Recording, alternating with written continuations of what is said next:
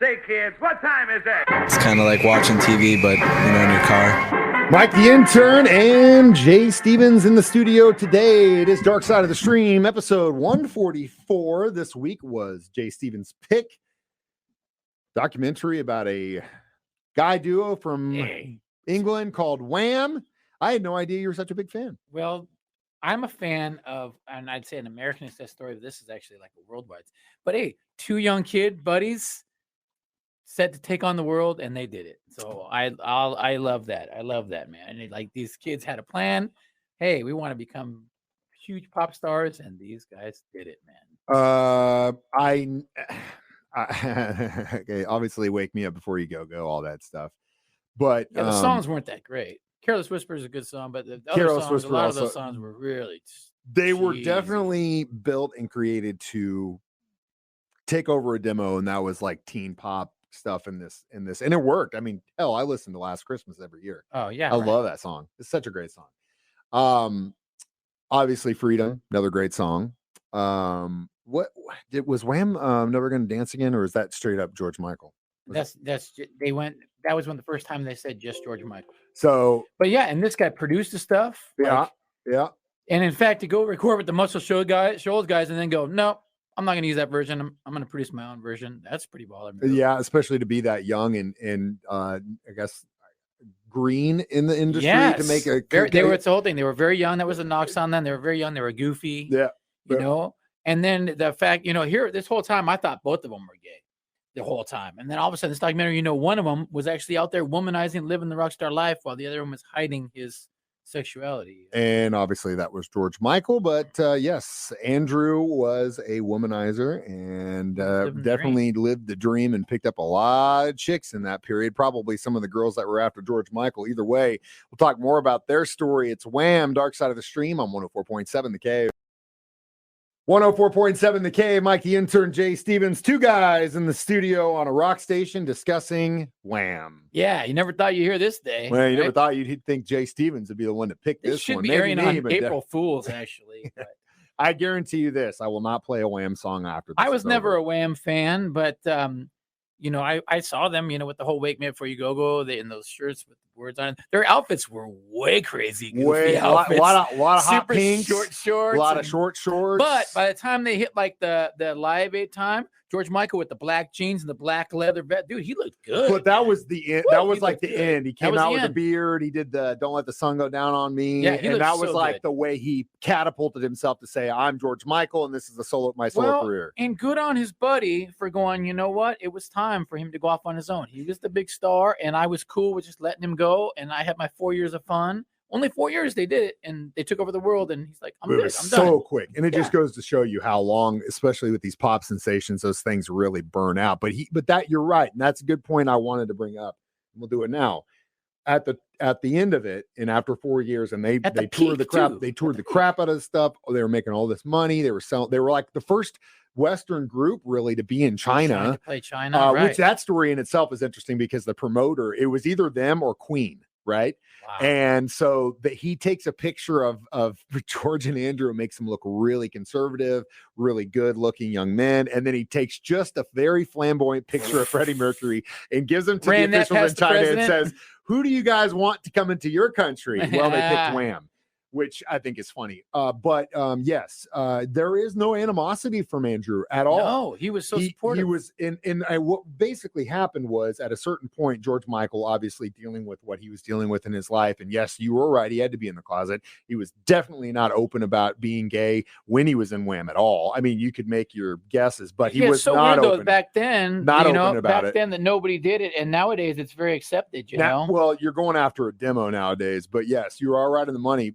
Like you mentioned before we started talking, guys like Rob Halford, they weren't ever open about it.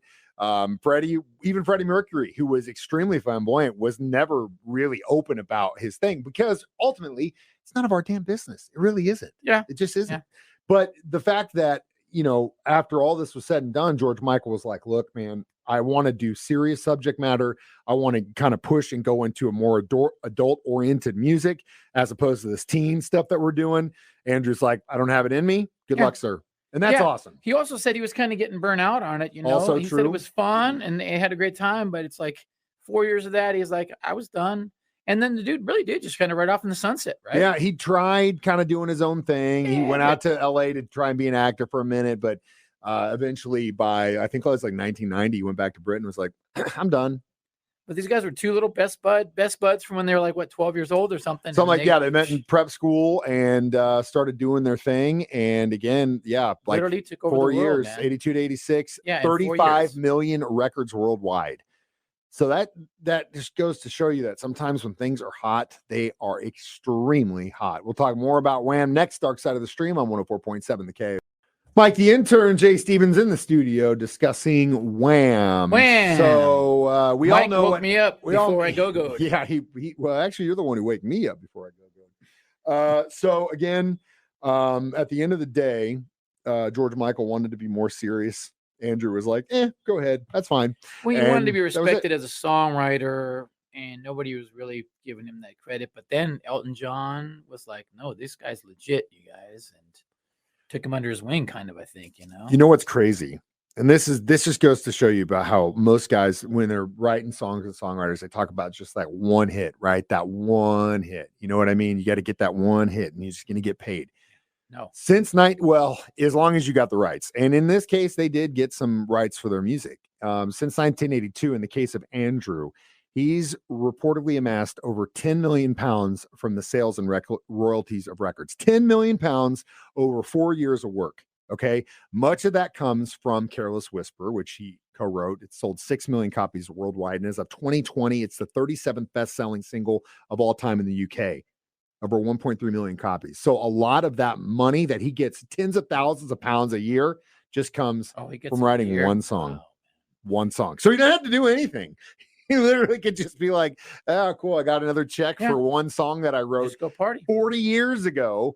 And it's cool. No big deal. Yeah. So it's like it's almost like he might be the smartest guy of them all. I think you are right on the money, dude.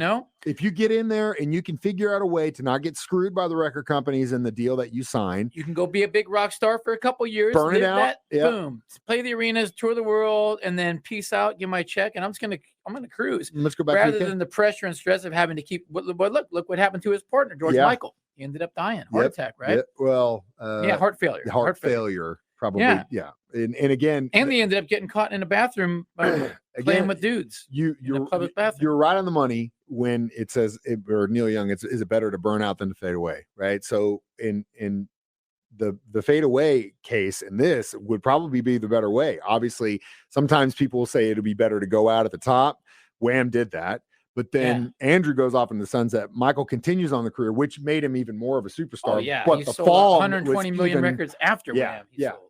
But again, that's the chance you take. And as a gambler yourself, man, there's no reward without the risk. And look at a lot of these like C-level bands, right? So I'm not talking like Motley Crue, Guns N' Roses, but there's bands that have like kind of a hit, right? Let's take They're out there still trying to tour, and they're not making money hand over fist. They're just trying to stay afloat. You know what I'm saying? But again, they made really bad deals with the record companies, and they're not making money off of cherry pie. Right, they're just not. They're making money on ticket sales and merch sales, and that's it. Off the name. So they have to keep out their hammer. So this dude might have took the best route.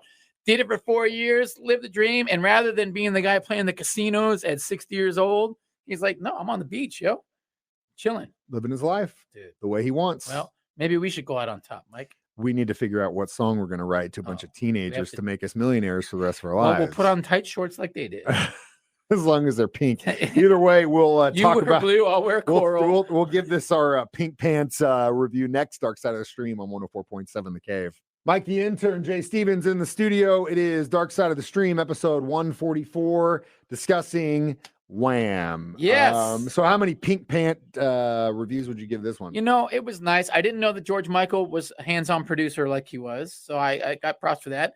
And, like I said, I didn't really know their story. I thought they were just both two gay guys that kind of did it and faded out. But no, I didn't know that the one dude took the smart route, cashed in, and dipped out. So, hey, I appreciate it. Did you say 4? I'll give it a 4. Yeah. 4 pink pants? I agree. Yeah. I thought, again, and literally, it was short, too. They didn't stretch it out over 8 episodes or some straight, nonsense. Concise. It was good. You got a story about a band that literally was just like gone in 4 years and sold a lot of records in that short amount of time. Everywhere. The American dream. Yeah, from England. But yeah, I it's like one of those things. It's like, did I really want to know all this stuff about Wham? Well, I don't really know, but I do know that I'm glad I do, because there's a lot of stuff I didn't know behind the scenes. Cool. And when you look at a band like this, you always have the tendency to think, oh, it's a record company plant. The A&R guy saw George Michael at a tea shop one day, and they saw the other guy, and they're just feeding him songs. These guys worked for it. These guys produced their own stuff. They Worked wrote for their it. own stuff. They did it all themselves. And granted, yes, it was towards a certain demo, but hats off to them for being smart about it and making that money. Yep, they did it. All right, next week, Dark Side of Stream is Your my pick, and I'm going to make you watch a documentary series about arguably one of the greatest men to ever act, govern, or pick up a set of weights, Arnold Schwarzenegger. The documentary is called Arnold. It's a limited series on Netflix, and the story is incredible. If you don't know what I'm talking about, watch it. And it's such a, God, the guy is the most badass dude of all time, in my opinion. I know I'm biased, but either way, I'm Mike the Intern. This is Jay Stevens reminding you, we can watch these on Facebook, 9 a.m. every Thursday, or YouTube, or listen to it on my show. Jordan, you have a hard time with For that. some reason, Jordan's phone doesn't work, but they're there. Jordan, I promise. We checked it. Double checked it, actually. But thank you for letting us know. I'm Mike the Intern. This is Jay Stevens reminding you, we watch movies, so you don't have to. It's Dark Side of the Stream on 104.7 The Cave.